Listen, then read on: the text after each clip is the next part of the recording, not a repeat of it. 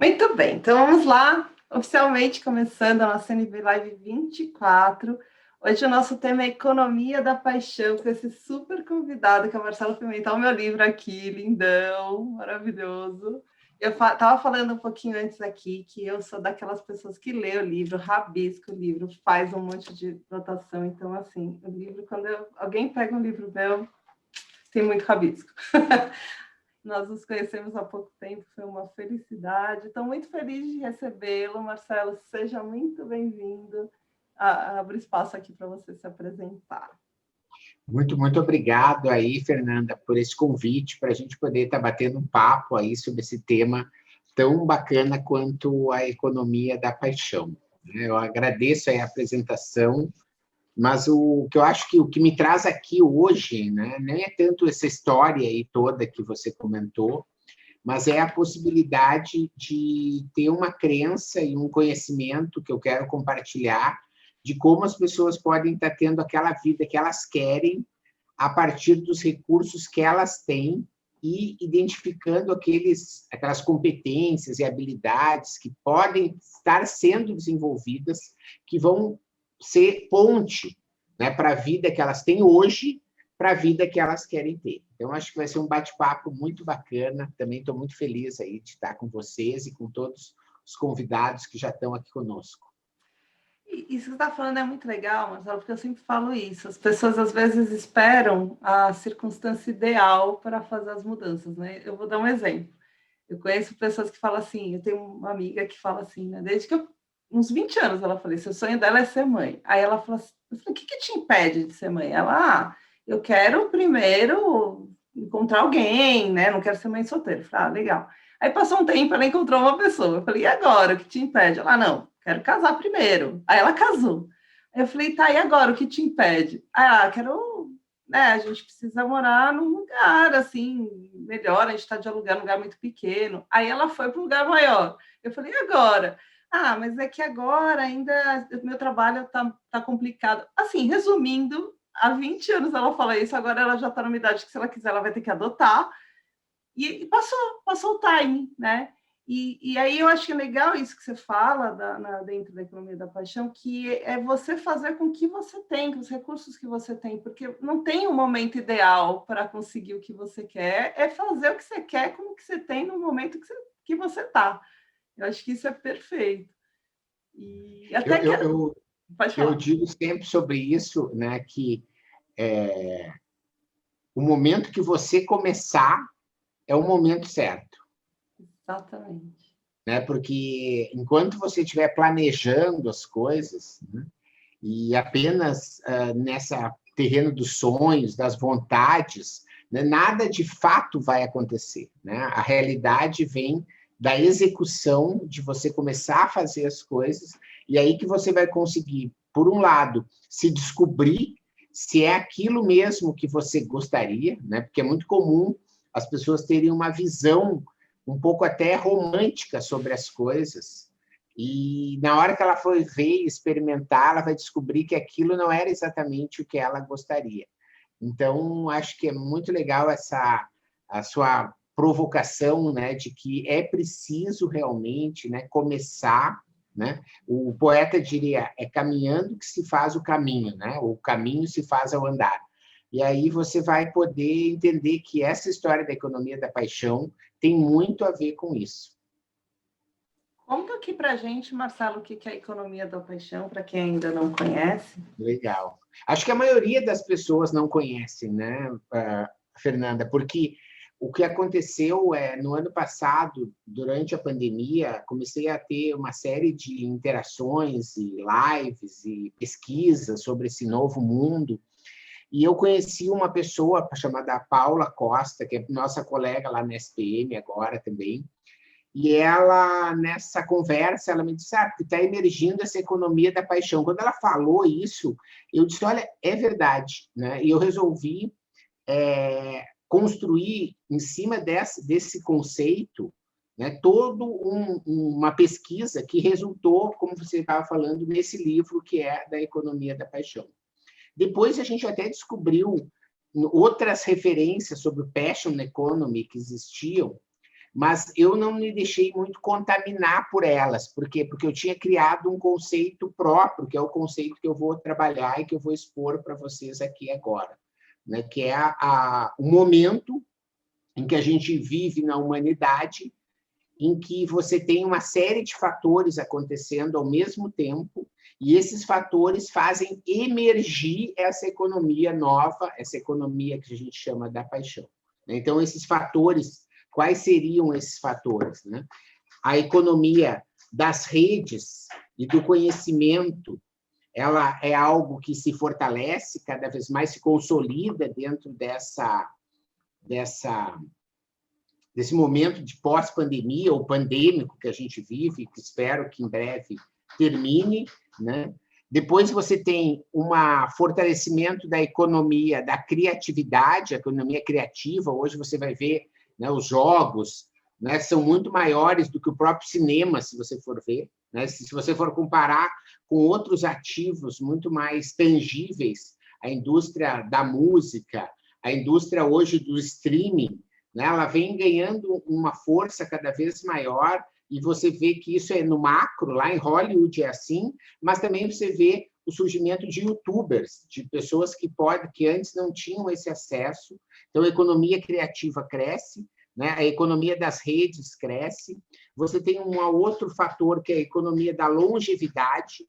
Então, você tem uma mudança no perfil do consumidor e num perfil de você poder ter consumidores que passam a consumir alguns tipos de produto em que antes eles não tinham tempo, né? Então, às vezes a pessoa trabalhava até, sei lá, 50 anos, dos 50 aos 60 ela estava de aposentada e ela morria, né? E isso não acontece mais, né? Hoje ela trabalha até os 50 aos 60, às vezes vai trabalhar mais, mas às vezes tem mais 20, 30 anos de vida em que ela vai poder estar aproveitando viagens, aproveitando livros, aproveitando novos hobbies que ela nunca tinha imaginado que ela poderia ter, e ela, então, tem uma nova... Isso muda o perfil econômico de tudo, né? Você tem também um outro fator importante, que é o boom do empreendedorismo e do intraempreendedorismo. Então, esses dois fatores são importantes. Primeiro, do empreendedorismo, quando você consegue criar, através do empreendedorismo digital, você nunca tinha conseguido abrir um negócio do zero, assim, tipo, com zero recurso. E hoje você sabe que muitas pessoas abrem um negócio, por exemplo, com um perfil no Instagram, ou com uma loja no Mercado Livre, ou com uma página no Facebook, ou com um canal no YouTube, ou vendendo um infoproduto lá no Hotmart. Então, você pode estar tendo essa possibilidade, né, do boom do empreendedorismo e do intraempreendedorismo, porque as empresas, e a gente está falando das empresas mais inovadoras, elas precisam de intraempreendedores, pessoas que possam estar vivendo a sua paixão internamente, porque se elas não estiverem vivendo a sua paixão de uma forma intensa, elas vão acabar não focando em ajudar aquela empresa da melhor maneira. E você começa a ter, então, espaços em várias e várias empresas para que você possa estar apresentando os seus projetos, e os seus projetos, em sintonia dos seus valores com os valores das empresas, possam gerar inovações, e a gente pode depois dar alguns exemplos com relação a isso. Então, esses fatores todos conjugados e aliados àquilo que, bem na época que eu estava escrevendo o livro, a gente foi criado esse termo, né, do mundo bunny, né, que era um termo até então desconhecido, né, e hoje ele já está aqui impresso, porque eu já tinha visto ele em agosto do ano passado e aí pesquisado sobre ele. E essa conjunção, então, de mundo bunny, economia da longevidade, economia criativa, economia da longevidade, boom do empreendedorismo, tudo isso misturado, ele faz com que emerja esse novo momento em que você começa também as pessoas a se questionar se aquilo que a vida que elas estavam tendo é realmente aquilo que elas sempre desejaram. E isso faz com que você tenha uma busca por propósito cada vez maior, não de uma forma assim de propósito bonito, assim, sob o ponto de vista, sabe assim, para ficar na parede, mas propósito enquanto realmente decisão de acordar cedo, né, de enfrentar todas as dificuldades que você tem hoje. Por exemplo, pega um comerciante, um varejista, né, que está, às vezes, com a loja fechada há meses. Né? Quer dizer, se ele não tem um propósito forte por trás daquele varejo, e aquele varejo é só uma forma de subsistência, provavelmente ele desistiu. Né? E você vai ver que aí 30% dos negócios no Brasil ou fecharam ou estão quase fechando desde o início da pandemia. Esses dados são do Sebrae, do IBGE e de outras fontes. Por quê? Porque são pessoas que não conseguiram, não estava alinhado com a paixão, ou seja, eu não tenho a energia, o desejo, a vontade mesmo de superar as dificuldades para poder fazer a coisa dar certo, porque, afinal de contas, aquilo ali era só um meio que eu estava usando para pagar minhas contas e não algo que eu estou fazendo pela minha vida. Ao mesmo tempo, você vai ver que tem outros negócios, e esse percentual é mais ou menos equivalente, né, 30%, né, exatamente, né, os mesmos, de negócios que cresceram, que negócios que estão faturando mais. Por quê? Porque são negócios que, no momento de crise, se adaptaram e perceberam que, por ter um propósito, eles se conectaram cada vez mais com outras pessoas que estavam precisando daquele produto, daquele serviço, e o negócio acabou crescendo. Então, em linhas assim bem resumidas, né, a economia da paixão é esse momento em que eu estou provocando, que a gente está vivendo, em que é possível você viver mais, viver melhor, fazendo aquilo que você ama e ganhando dinheiro. Você fala no livro do Ikigai, né? E eu sou apaixonada pelo Ikigai, Marcelo. Eu tenho uma coisa que você falando aqui me veio na cabeça.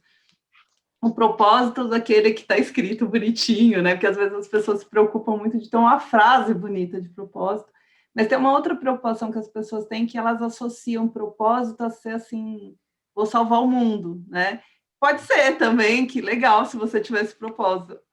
Mas é legal o Ikigai porque ele traz uma consciência de propósito no sentido assim de que pode ser o que você faz, dependente da escolha que você fez, pode ter um propósito profundo. E um exemplo disso é que em Okinawa eles têm anciões que vivem 120, 130 anos, né? Eu vi uma entrevista de uma anciã, aliás, eu vi num livro do Ikigai, inclusive, que é uma entrevista de uma anciã de mais de 100 anos, que é artesã, e aí ela fala onde que ela vê o propósito dela, porque o Ikigai tem aquela junção da vocação com a profissão, paixão e missão, porque além de fazer bem para você, você faz algo para alguém. E ela fala que ela vê isso no artesanato dela, porque quando a pessoa vai ali, compra um artesanato dela e ela vê que vai trazer alegria, uma energia positiva para casa daquela pessoa, para o lar daquela pessoa, ou vai deixar mais bonito aquele lar, ela sente que a missão dela foi atendida. E é legal isso, né? Quando a gente desmistifica o propósito, porque você percebe que qualquer profissão tem valor dentro da sociedade, dentro dessa cocriação. Eu queria que você falasse um pouquinho mais sobre isso. Sabe que o Ikigai realmente é um assunto que eu gosto muito, né? Ele tem até no livro, ele está aqui, né? Quem quiser também que estiver com a gente aqui no chat, depois eu queria um espacinho para falar sobre o projeto dos 100 mil inovadores, que é um projeto recente que eu tenho, em que um dos cursos que eu estou nesse projeto, que são cursos gratuitos, é o curso de Ikigai.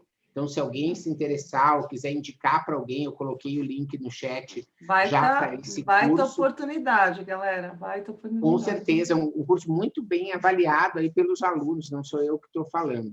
Mas sabe que o Ikigai é um conceito que eu venho estudando já há mais de 3 anos, e no início da pandemia, ali em fevereiro de 2020, né, eu iria a Okinawa. E só não fui porque a pandemia veio, né, e aí eu acabei não podendo ir lá, porque eu estava muito afim, eu já tinha lido também, né, os livros que existiam já sobre Ikigai, eu já tinha lido, né, e os próprios autores daquele primeiro livro de Ikigai, eu descobri eles são espanhóis, né, e eles têm um canal no YouTube. Eu tinha lido já muitas e muitas entrevistas, porque eles botaram no canal do YouTube deles entrevistas na íntegra que eles fizeram com moradores de Okinawa quando eles foram fazer o livro. Eu tinha ouvido essas entrevistas E você cita dessa mulher que, às vezes, né, essa senhora que fica fazendo a mesma coisa por anos e está tudo bem, mas também tem várias entrevistas lá, e eu me recordo de uma, né, de uma mulher que trabalhava numa empresa, numa indústria, né, daí ela se aposentou naquela indústria. E aí ela resolveu ser cabeleireira. E ela foi cabeleireira por muitos anos, porque era um desejo dela ser cabeleireira. Mas depois ela resolveu ir trabalhar numa creche da comunidade. E aí ela trabalhou por muitos anos na creche e depois ela passou por um período em que ela queria botar mais a mão na terra e ela, na época, estava cuidando de uma horta comunitária, né? E eu acho que isso é muito legal também da gente falar sobre Ikigai, sobre propósito, de que, por isso que essas coisas estão todas ligadas, né? A economia da longevidade, ela é tão importante porque ela te permite ter várias vidas, né? Você não tem mais uma vida só. Ah, não, eu vou ter uma vida que eu, né, eu vou ter sempre assim, sempre assim, sempre assim. Não, hoje você permite você mudar totalmente de vida, né? Você quer trabalhar agora, né, em abrir uma horta e trabalhar com uma horta, hoje é possível. Ah, tá, mas eu tenho tantos anos. Azar, não tem problema. Hoje você consegue migrar, e não é o pequeno, não são pequenos ajustes, porque antes, no mundo mais tradicional, você tinha que ficar. Ah, tá, então eu posso ser consultor, de consultor eu posso ser professor. Não, hoje você pode largar tudo e ser artista, né? Você pode largar tudo e ter uma experiência de ser voluntário num determinado projeto por alguns anos ou de trabalhar abrindo um novo negócio, né, cada vez mais. Então, essa eu acho assim, eu fico muito feliz com os convites esses que você fez, porque eu adoro falar da economia da paixão e peço para quem está conosco, né, se tiver qualquer dúvida, qualquer pergunta, né, se quiser fazer, porque eu estou atrás de perguntas que nunca foram feitas ainda sobre ela, né, no sentido de dar mais consistência, né, ao conceito, visto que sendo colocado em xeque, às vezes, os seus conceitos, que você consegue que eles se fortaleçam. Já que a gente está falando do Ikigai, você cita no livro o código Ixariba. É Ixariba que fala mesmo? Isso. Uhum. Eu achei tão legal. Ishiba, né? Ele escreve... eu vou até escrever aqui no chat, escreve Ixariba, mas deve ter outra pronúncia. Eu vou escrever Ixariba. Aqui. Isso aí. Ixariba. Conta aqui pra gente um pouco mais desse código Ixariba. Eu achei tão legal. Achei muito legal aqui, isso aqui. É muito eu bacana. Não conhecia. Esse aqui eu não conhecia. Essa é uma visão, né, de que você...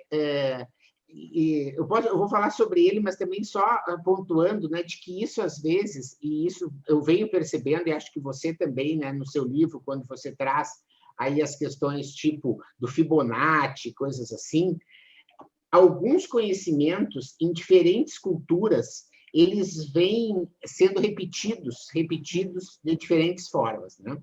Então, o código Ixariba, que significa, né, trate um desconhecido como um irmão, mesmo que seja a primeira vez que o encontre, ele vai encontrar na filosofia ocidental algo que a gente chama de regra de ouro, né, que você chama de trate o outro da forma que você gostaria de ser tratado, né? E isso está presente em vários autores e vários livros aí de liderança, enfim, né? E trata-se disso, né? Ou seja, de você conseguir trabalhar dessa forma de não pré-julgar as pessoas, né? Mas sim de você entender que as pessoas estão ali, né, querendo e dando o melhor de si. E se você conseguir, né, botar essa energia, né, de que aquela pessoa ali ela está chegando sem uma visão de desconfiança que eu acho que você tem, né? Muitas vezes a gente foi levado a desconfiar muito das coisas,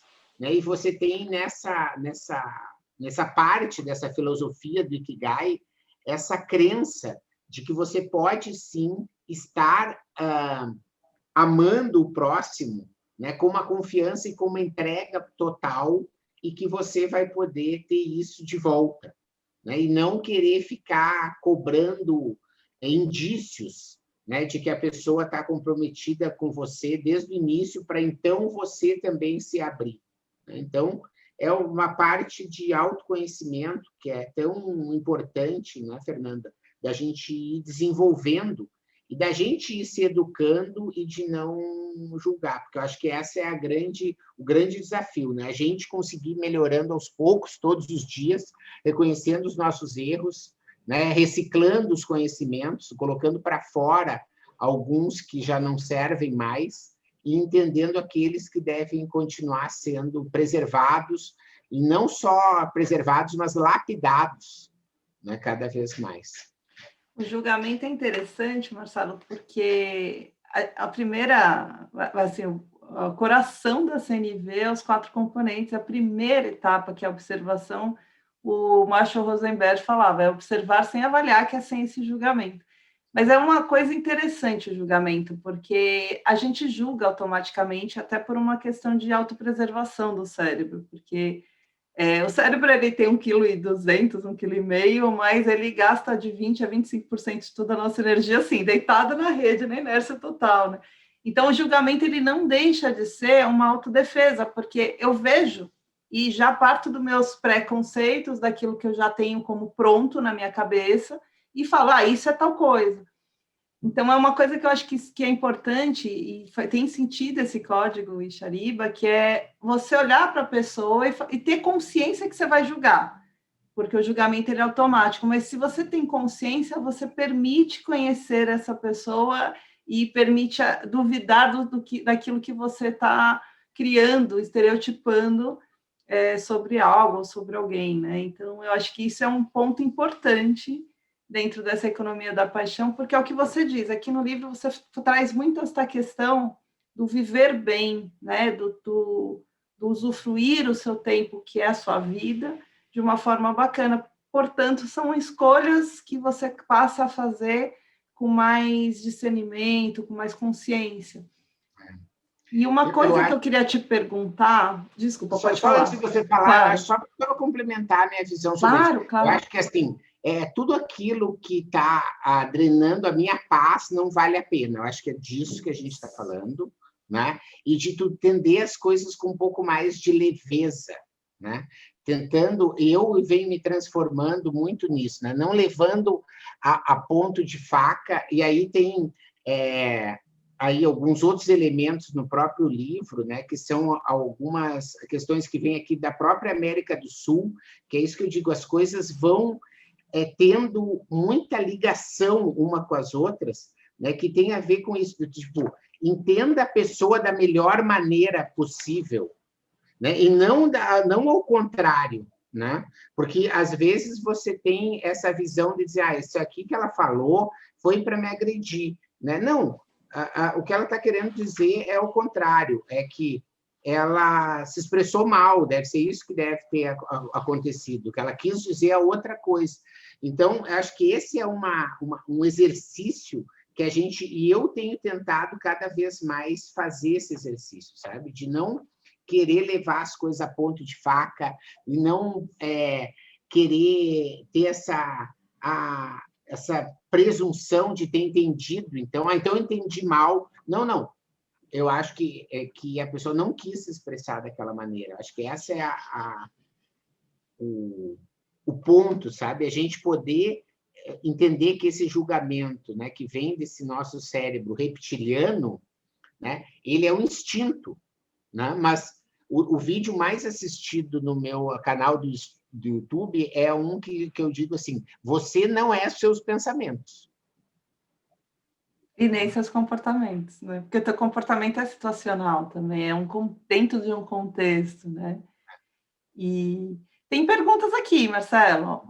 O Ednilson está perguntando, esse conceito ajudaria na humanização da indústria? Eu acho que não só da indústria, mas na humanização de todas as empresas e de todos os negócios.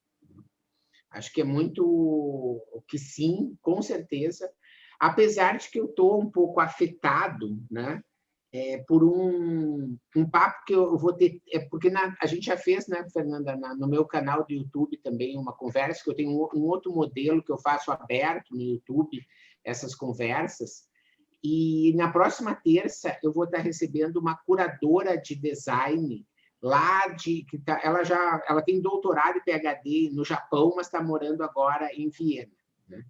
E eu sou muito conhecido na SPM, no mercado, pelos cursos de Design Thinking, de design centrado no ser humano, né? Fazendo link aqui com o Ednilson, com a história da humanização da indústria, né? E sempre fui realmente uma pessoa disso. Mas ela disse assim, olha, eu queria conversar contigo, porque essa história de pensar no ser humano é pouco. Eu disse, não, como assim? Né? E na terça-feira vocês estão convidados a lá no meu Coloca o YouTube, link aqui para o ouvir. pessoal. Depois eu vou colocar para vocês se inscreverem lá para ver. Né? E porque ela me disse assim, não, pega o caso do iPhone, eu achei muito legal, né? Tu pega o caso do iPhone, né? Então o iPhone é um produto feito totalmente pensado no ser humano, né? Porque ele tem lá ergonomia, funcionalidade, cores, a própria Play Store, lá, não, desculpe, Apple Store, que você baixa os aplicativos, enfim, tudo é pensado no ser humano.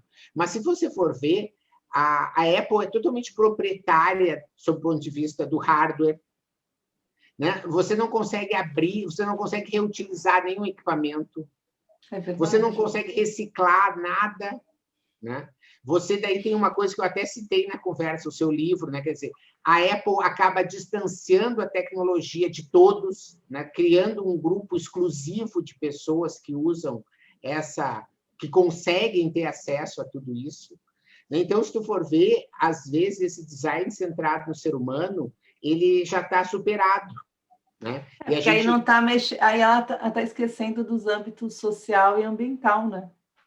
Isso, né? Então, veja, né? Então, tem eixos que não estão sendo trabalhados. Então, eu acho que esse conceito, respondendo a Ednilson, ele trabalha na questão da humanização, mas eu acho que ele vai começar a também trabalhar em outros pontos que vão além de querer atender o ser humano como sendo, né, a última bolacha do pacote aqui no planeta, né, que tem o poder de mandar e desmandar, e de fazer e desfazer, né? Porque se a gente continuar nisso, vocês estão vendo que, né, o que está acontecendo aí com as geleiras, né, com a poluição, com o número de espécies que estão sendo, com o número de... Agora, no Brasil, a gente voltou a ter um cenário de fome, né, que pode parecer algo distante da nossa realidade, que estamos aqui nessa sala, com o conforto do Zoom, no conforto da nossa casa, né? Mas você tem muita gente que está passando fome, que está desempregada, né? Que está totalmente despreparada, né? E foi para isso, eu vou usar já aqui um minutinho, para falar desse desafio dos 100 mil inovadores, né? Então, eu fiquei pensando o que eu podia fazer diante de tudo isso, e eu decidi, então, abrir uns cursos que eu tinha na Udemy, que eu tenho na Udemy, né, para poder dizer que... e convidar, né, todos vocês aqui que estão na sala estão convidados, está lá no meu perfil do Instagram. Agora, na terça-feira, a gente vai fazer uma reunião, a gente já tem 20 pessoas que estão ajudando a levar, então, esses cursos para 100 mil pessoas até o final do ano, né? Então, você está convidada, Fernanda, Ednilson, se você trabalha na indústria, está convidado para enviar para os seus fornecedores, para os seus colegas, para os seus trainees, para os seus estagiários, né, para buscar capacitar essas pessoas, porque eu acho que essa é uma das coisas que eu fiquei pensando que estava ao meu alcance, né, que eu não precisava depender de ninguém para isso. Então, finalizando a resposta aqui do Ednilson, que já entrou outra, né, eu acho que a gente deve, sim, continuar se preocupando no consumidor do ser humano cada vez mais para poder ter sucesso sob o ponto de vista do marketing, de comercialização, venda, posicionamento, tudo que a gente sabe de marketing, que continua sendo importante, mas a gente vai ter que estar de olho cada vez mais também nesses outros aspectos, né, porque o verdadeiro sucesso é isso, né? Ou, como diz a Fernanda, né? Senão é uma inovação violenta, né? Que acaba violentando o planeta, violentando aquelas pessoas que não têm dinheiro e que não conseguem ter uma câmera tão boa que nem tem o iPhone, né? Que não conseguem ter um processador tão bom que nem tem do iPhone, e isso acaba gerando um ambiente que é de distanciamento, e você vai ver que depois você vai ter que comprar cerca para sua casa, você vai ter que comprar sistema de segurança e vigilância, você vai querer comprar uma arma se bobear, né? Porque você quer começar a se proteger de uma pessoa que está com fome, mas está com fome porque você apoiou esse sistema aí que é cada vez mais de incentivar as desigualdades, né? Então, se a gente conseguir trabalhar de uma forma um pouco mais sistêmica, né, talvez a gente possa ter uma vida melhor e mais leve para todo mundo, né? É importante, importantíssimo isso, até linkando com a comunicação não violenta, o Marshall Rosenberg bebeu muito da fonte do Carl Rogers, que é muito centrado na humanização, e tem muito a ver, até porque na comunicação não violenta a gente trabalha a intra, o inter e o senso coletivo, e esse senso coletivo ele bate demais, Marcelo, com o pensamento sistêmico. E esse pensamento sistêmico a gente percebe que toda ação, toda decisão que a gente toma, a gente sempre vai impactar pessoas e o meio que a gente está. E isso, porque assim, a gente está falando aqui, por exemplo, a Apple, né, as empresas e tal, quando fazem isso, elas criam esse distanciamento social, não se preocupam com o âmbito sustentável, e aí também cabe a gente a trazer para a pessoa, porque todos nós temos ações que podem levar a isso. A gente alimenta, eu acho que gostei muito do que você falou, a gente está retroalimentando esse sistema, né? E são escolhas que a gente faz. E aí, voltando até para a economia da paixão, um dos conceitos que você põe aqui no livro é essa consciência da sua escolha dentro de algo que você realmente vai se dedicar, porque é algo que você tem paixão, é algo que você vê sentido em fazer. E isso, eu queria fazer um comentário, né, que o Marshall falava sobre isso. Ele falava que quando você decide trabalhar com uma coisa que você não gosta, não é só você que paga por isso, né? Você paga, claro, porque é seu tempo, que teu tempo é a sua vida, né? Você está pagando por isso, mas as pessoas que convivem com você pagam por isso, porque você vai chegar em casa de mau humor, você vai chegar em casa irritada, vai descontar nessas pessoas, vai acabar não sendo uma pessoa tão legal com as pessoas que estão ao teu redor, amigos, família, as pessoas que trabalham com você. Essa empresa que você trabalha, que seja a sua ou você seja um colaborador, colaboradora, você não vai dar seu melhor, porque por melhor profissional que você seja, você não consegue entregar seu melhor. E num nível mais profundo e filosófico, a gente pode considerar que ninguém nasceu para pagar conta e assistir TV. Então, se essa pessoa não está fazendo algo que faça sentido para ela, a gente tem uma pessoa a menos entregando algo de relevante ao mundo, né? Então, é legal isso, esses links, para a gente perceber o nosso senso de protagonismo, né? O nosso olhar de como a gente pode fazer mudanças também. Tem mais uma pergunta aqui. Eu queria responder do Márcio. Ele está falando aqui. Ler? Eu vou ler a pergunta dele. Eu sou mestrando em economia. Aliás, o Márcio foi meu cliente há muitos anos.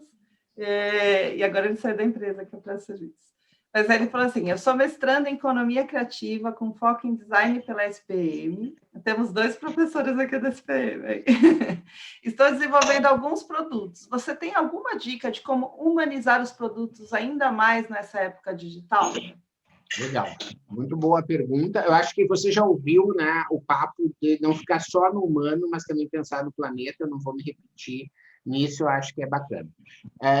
Por um lado, eu sugiro que você veja que a principal dica que eu tenho com isso é esses cursos. Tinha um curso na Udemy que custava R$ 597, né? Eu já tinha tido mais de 1.000 alunos nele, e ele está de graça agora, e eu trato bem sobre isso. São 2 horas, né? Eu tive até reduzido, porque os cursos gratuitos da Udemy só podem ter no máximo 2 horas. Então, eu tive que reduzir um pouco ele, e ele fala bastante sobre essa questão de como você pode estar humanizando produtos do seu ponto de vista do consumidor. Mas o que eu acho que eu posso ainda acrescentar aqui é mostrar que as marcas elas estão cada vez mais sedentas, os consumidores estão sedentos de marcas que são humanizadas devido ao propósito. Então, uma forma que eu acho de você poder humanizar cada vez mais produtos é você estar se alinhando a marcas, a causas, as marcas se alinhando a causas, né? Quer dizer, dizendo claro que você é contra, por exemplo, a homofobia, né? Você dizendo claro que você está fazendo uma ação afirmativa para a inclusão de negros dentro do seu trabalho, de uma forma a incentivar, em caras de liderança, para incentivar a diversidade. Né? Então, são exemplos de ações afirmativas ou até ao contrário, né? Se você for pensar.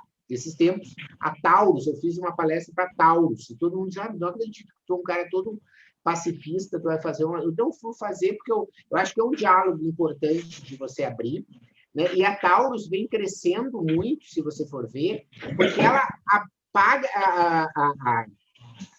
assume esse papel de que a pessoa tem que ter direito à liderança, à autodefesa, e de que isso tem animais que são liberadas à caça, e existe o tiro esportivo, ou seja, eles acabam assumindo, então, um papel de também defender a causa que eles acreditam. E, com isso, elas crescem muito. Né? Então, eu não estou querendo dizer que eu tenho a razão. Talvez eu possa, depois, daqui a uns anos, mudar de opinião, né? Porque eu acho que é do ser humano isso, e você achar que eu estava errado. Mas, quer dizer, eles conseguem assumir isso. Então, Márcio, a minha principal sugestão é essa, né? Além daquilo que você pode ver nesse curso lá, que é ouvir, né? Essas questões de entender que o cliente, job to be done, né? Entender que o cliente tem um problema a ser resolvido, e não é o seu produto que ele está querendo, ele está querendo a solução do seu problema, e o seu produto ou o seu serviço fazem parte disso. Isso, para mim, é o chave da humanização das empresas enquanto atender o consumidor e ganhar mercado e ganhar diferenciação. Mas eu acho que cada vez mais o consumidor está buscando de marcas alinhadas ao seu propósito, né? E você deixar isso explícito, né? Quer dizer que você... E aí o Kotler, né, no 4.0, né, porque quando eu li o livro do Kotler, o Marketing 3.0, eu nunca mais, eu não vou mais ler esse Kotler, porque eu acho que esse cara não tem nada, acho que, né, porque o Kotler, ele tem aquele livro que quando eu fui, né, fiz o meu primeiro MBA em marketing na década de 1990, a gente estudava naquele, né, Administração de Marketing do Kotler, aquele livro de 800 páginas, talvez algumas pessoas aqui conheçam, sabem o que eu estou falando. Eu estudei nele também. Depois daí o que acontece, né? No 3.0, aí entrou um orçamento da Caixa Federal, né, dizendo o seguinte: a gente queria... o pessoal tinha sido meu aluno na SPM, a menina lá de treinamento, tinha gostado das minhas aulas, e Menta, eu queria que tu desse a aula de marketing aí para o novo tempo. Legal, não é minha principal especialidade, mas, ao mesmo tempo, para preparar uma aula de marketing, eu me sinto totalmente capacitado, né? E aí fui lá. Daí, na hora que veio a coisa, na bibliografia, veio o 4.0 do Kotler. E eu disse, e agora, né? Será que eu digo para ela que eu estou de birra com ele? Né? Eu digo, mas antes de falar com ela, eu vou comprar o livro e vou ler, porque, afinal de contas, né? Olha, e é maravilhoso. Né? O Márcio concorda comigo, né? Ele muda mesmo. O 4.0 é completamente diferente. Até porque ele tem outras pessoas ali com ele também, né? Não é só um livro mais só dele, né? Ele está dando... E ali no 4.0, então, se vocês já leram, vocês vão lembrar, né, que uma marca, para realmente ser amada, ela precisa ser odiada por outras pessoas. Né? Porque enquanto você for uma marca que é queridinha de todas, você, na verdade, não vai ter alguns advogados que vão te defender a ferro e a fogo. Né? Mas se você tiver alguns haters, né, você vai ver que você está indo no caminho certo. Né? E é engraçado que, às vezes, eu vejo isso, né? E as pessoas... eu tenho haters, sabe? Assim, essa coisa de dizer que botou na capa do livro que é possível ganhar dinheiro vivendo mais e melhor. Mas tu não sabe que no Brasil tem favelado, tem desempregado, tem analfabeto, tem pessoas... Né? Eu sei, claro, eu conheço o Celso Ataíde, né? Morou até os 20 anos embaixo da ponte e hoje é presidente da CUFA. Né? Tem sede em Nova York, tem sede na África do Sul, está fazendo um trabalho maravilhoso. Agora o presidente é o Preto Zezé, mas o Celso continua sendo um cara... E ele vivia dessa maneira. Eu sei, sou colega do Geraldo Rufino aqui, né? Até os 10 anos morou no lixão, comendo só o que tinha no lixo. Então, assim, Eu sei do que eu estou falando. Né? Ah, tá, mas que é uma pequena parcela, eu sei também. Por isso que eu escrevi esse livro, por isso que eu estou aqui dedicando gratuitamente essa meia hora agora de manhã, para ver se mais alguém ajuda a acreditar também que é possível transformar a vida das pessoas através de tirar de dentro delas algo que só elas têm e que isso vai se conectar com milhares de outras pessoas e isso vai fazer com que ela viva melhor, porque ela está fazendo algo que está dentro dela, e isso vai fazer com que ela ganhe mercado, porque ela vai ter um diferencial que ninguém mais vai ter, que é essa paixão que está dentro dela e que ninguém vai tirar dela. Então, a tese que eu estou aqui querendo... Concordo com você, Marcelo. E eu te falo mais, assim, marca, é o que você falou, marca pessoal e marca de empresa. Sempre vai ter... Aliás, essa ação que a Natura fez no Dia dos Pais, né, que teve vários lovers e haters, não sei se você lembra, que eles usaram Mas, enfim, eles usaram aquela campanha com uma mulher que era trans, né, e que que é pai, né? Agora, a questão... Por que eles fizeram isso? Foi extremamente estratégico, porque quanto mais você tem lovers, quanto mais haters você tem lovers também. Então, faz parte da equação.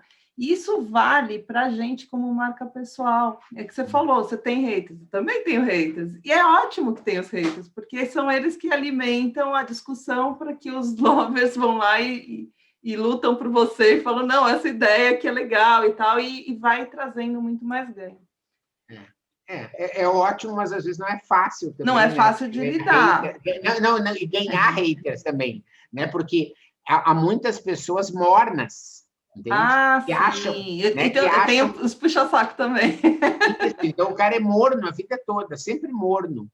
Não, foge das perguntas mais difíceis, né? Faz com que a pessoa está sempre... A pessoa diz, olha, isso aqui é laranja, não, isso aqui é amarelo. Realmente, vendo do ponto de vista, é amarelo. Não, é vermelho. Olha, pensando bem, a luz sempre é algo que muda o tom, então talvez seja vermelho, né? Então, sempre tem aquele que quer agradar a todos. E hoje a ideia do marketing é que quem agrada a todos não acaba agradando ninguém.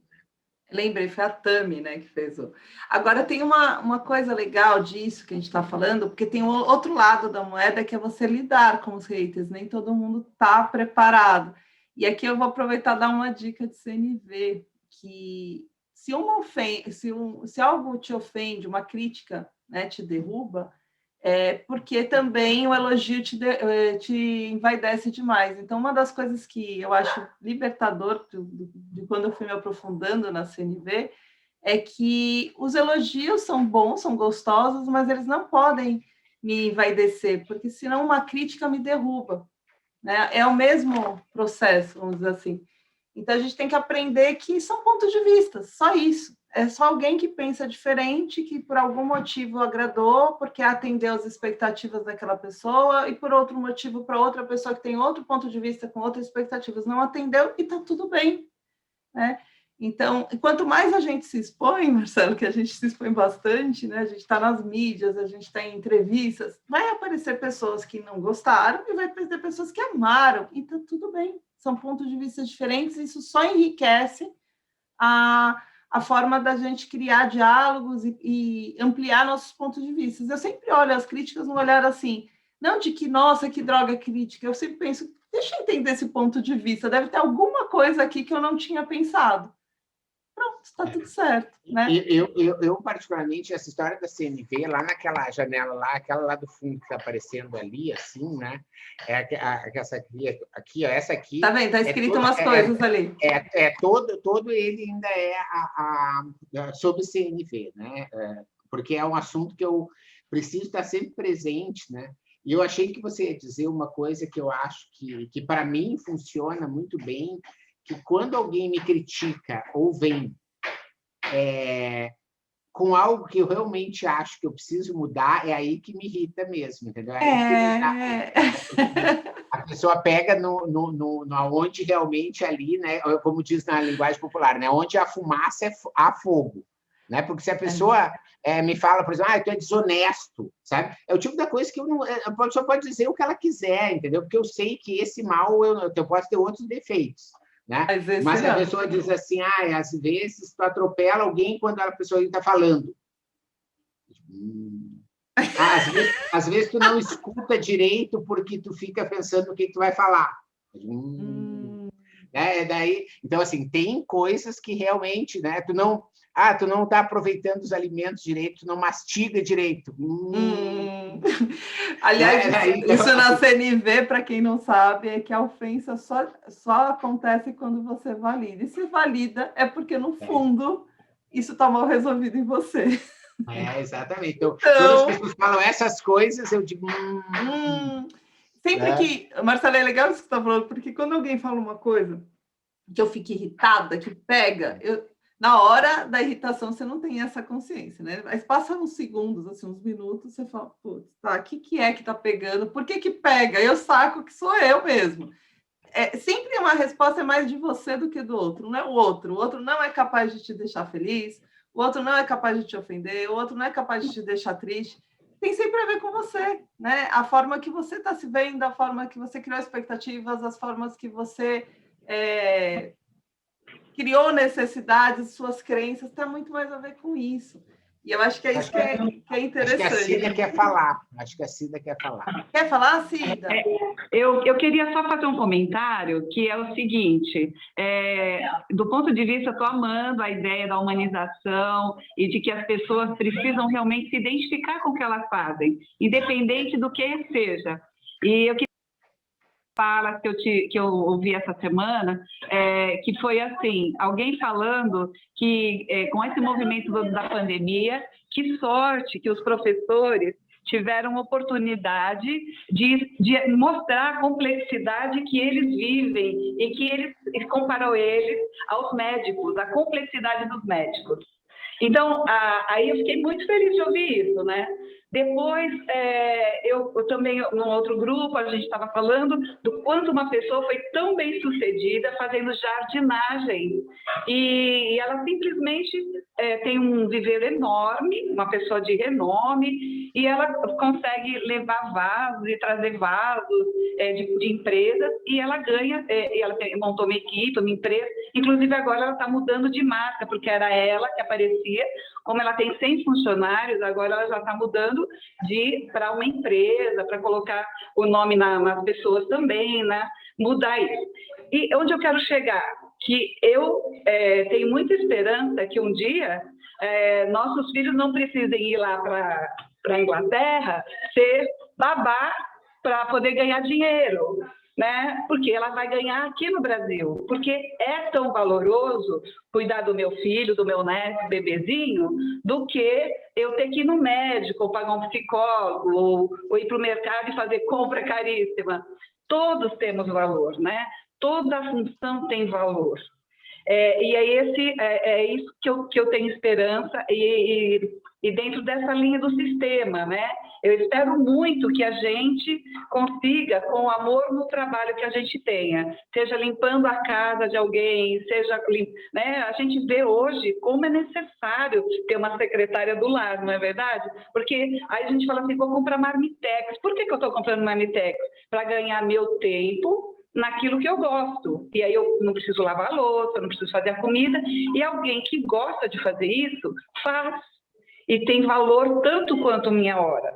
Então, se a gente começar a forçar esse sistema, de fato vai chegar nisso que o Marcelo estava falando, da gente não precisar se proteger tanto dos pedintes, né? Porque todos vão ter algo para fazer, né? Eu me lembro assim, que as pessoas podem, de repente você tem um jardim para fazer e você tem que fazer você, porque não tem ninguém que faça. Se, em vez de ele pedir algum dinheiro para você, ou tá ali podendo roubar a sua casa, fazer alguma coisa, se ele puder ver essa perspectiva de que ele tem força, tem saúde, e ele pode te ajudar, e você ajudá-lo, por que não? Por que a gente não pode criar uma sociedade mais igualitária neste sentido, onde todos podem contribuir, né? E como eu fiz psicologia, isso para mim sempre foi muito forte, muito visível, mas eu vejo que hoje existe um incentivo, parece, diante de muitas coisas, que meio que forçam a gente a ter essa desigualdade social. É como se tivesse sempre alguém que tem que receber e alguém tem que sempre dar, né? E não é assim. Ninguém é tão pobre que não possa dar nada. Né? Isso eu ouvi de criança, né? Eu já vivi bastante, graças a Deus. Então, eu acho que isso não é só um pensamento, é de fato uma prática que a gente tem que continuar perseguindo.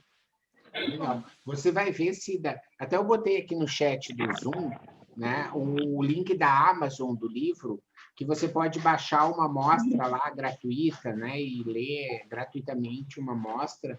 E você vai ver que a gente está muito alinhado com isso, né? E seu neto, seu filho, realmente, nem você precisa ir para lugar nenhum hoje para ganhar dinheiro. Existem dezenas de oportunidades não atendidas em todos os... Onde você bater com a mão, salta 2, 3 oportunidades em qualquer segmento, né? E hoje você tem, quando você falou, eu fiquei com a sensação de que ele era um menino, um jovem, uma criança, alguma coisa assim, né? Você pega o exemplo do Jovem Nerd, né? Que hoje eram os meninos que começaram com um blog lá em Curitiba, né? Um podcast sobre cultura nerd, e foram vendidos agora por milhões para a Magazine Luiza. Olha o exemplo, né, de algo que diz, vocês vão ficar fazendo podcast falando de jogos, dicas de filmes, de heróis, de super-heróis, de coisas assim, sabe? Isso não tem sentido, né? Como diz, né? Não vai motivar ninguém. Tá aí, a Magazine Luiza viu o valor e hoje eles estão dentro do Apoio Criativo. Então, muito, muito aí obrigado pela Fernanda aí por esse espaço para a gente poder, né? Vocês que quiseram, né, saber um pouquinho mais sobre a economia da paixão, né? E a questão da comunicação não violenta, eu acho que ela realmente perpassa, né? Porque ela dá essa leveza que a economia da paixão eu gostaria que trouxesse para o mundo, né? Em que as pessoas tivessem essa visão mais não só humana, mas também ecológica, né? No sentido de que a gente está aqui, não existe fora aqui no planeta, e não existe fora, às vezes, da sua rua mesmo, né? Mesmo da sua casa, né? E a gente mesmo hoje está vendo isso, quer dizer, eu estou aqui invadindo a casa de vocês, vocês também estão aqui na minha casa, né? Então, a gente está com esses limites cada vez mais inexistentes, né? Ou não aparentes, e a gente precisa ser mais a gente mesmo, íntegro, e aí, para finalizar, né, eu acho que essa economia que esse momento que a gente usa, é um momento de muita transparência, né? Então, você acaba revelando quem você é, no jeito que você fala, no jeito que você se veste, no jeito que você se comporta, né? Na marca que você compra ou que você deixa de comprar, né? Porque o cara está alinhado, às vezes, dando suporte a um sistema político que não me interessa, né? Eu não vou comprar mais da marca dele. Ele está fazendo uma coisa que eu não concordo, como o jeito que ele tratou segurança no shopping, eu não vou mais naquele local, né? Então, é disso que eu acho que a gente está falando, da humanização, e acho que esses lados são positivos da economia da paixão, né? Que são esse momento, então, que eu acredito que a gente está vivendo, né? E eu deixei no chat o link para quem quiser pegar uma amostra grátis do livro lá na Amazon. E também no meu blog, hoje, eu já tenho também vários artigos, né, que tratam sobre a economia da paixão. Eu criei uma página lá com eles, com entrevistas, lives como essa, e outras oportunidades que eu tenho de divulgar esse conceito, que estão reunidos também nesse link que eu coloquei aqui no chat. Maravilha, Marcela. Eu gosto quando você fala assim, não tem fora, né? É tudo uma coisa só. Inclusive, quando a gente fala dessas questões social, ambiental, tem uma frase da Daniela Lerário, que é uma designer circular, que ela fala assim, o lixo é um erro de design, né? Então, se a empresa faz um produto em que aquilo se torna um lixo, é já um erro. Por que aquele produto não pode ser, aquele lixo, né? Não poderia ser reaproveitado para virar uma matéria-prima? é o pensamento desse nosso novo momento de mais consciência mesmo. Esse aqui é a página da Economia da Paixão, que é todo conteúdos gratuitos. Tem toda essa história de ter criado essa personagem, uma mulher, né, Fernanda, que talvez um outro dia a gente volte a falar sobre isso, né, que tem o design, a criatividade, o fluxo, o autocuidado. Né, depois, mas aqui explica tudo, né, fala um pouco das atitudes, aqui tem alguns textos, né, tem link para quem quiser comprar, tem podcast, né, tem vídeos, tem entrevistas com personagens que vivem essa economia da paixão. Né, então, muito obrigado aí. Se o pessoal, né, quiser saber um pouquinho mais, os links estão na mão. E, gente, lembrando que tem muita coisa, viu? Tinha um monte de pergunta aqui que nem deu tempo de fazer. Ele aborda a liderança criativa, ele aborda os passos para a inovação. Assim, vão atrás, gente, vale muito a pena mesmo. Então, finalizamos aqui. Ednilson, quer falar da nossa live? Está me ouvindo, Fernanda? Estamos ouvindo. Esse aqui é o nosso próximo convidado. Só boa tarde, rapidinho. A gente já vai perder a conexão, né, Fernando? Dia 28, vocês estão convidados, né? A gente vai falar sobre o processo. Ednilson. Oi? Oi? Está me ouvindo, Fê? Eu não estou te ouvindo, mas... a gente vai falar sobre o processo de auditoria e como que a CNV ajuda no sucesso, né, de uma auditoria bem-sucedida. E auditoria, a gente não fala só auditoria na indústria, é auditoria de uma forma geral. Todo mundo no RH recebe auditoria corporativa, todo mundo na indústria recebe auditoria corporativa, dentro do escritório de contabilidade. Então, você tem um processo, um método que ajude você a conquistar e a encantar o auditor para que ele também seja seu parceiro durante a auditoria e acabe aquele negócio de polícia e ladrão no processo de inspeção. É isso que a gente vai buscar falar para vocês e trocar ideias no dia 28 de maio. É isso aí, galera. E, a ideia é trazer a CNV para todo mundo, para todos os públicos, para todas as situações. Marcelo, vou deixar a última palavra para você, para a gente fechar. Muito obrigado. Só isso. Então, falou, pessoal. Obrigada. Beijo grande para todo mundo. Até a próxima. Aqui. Tchau, tchau.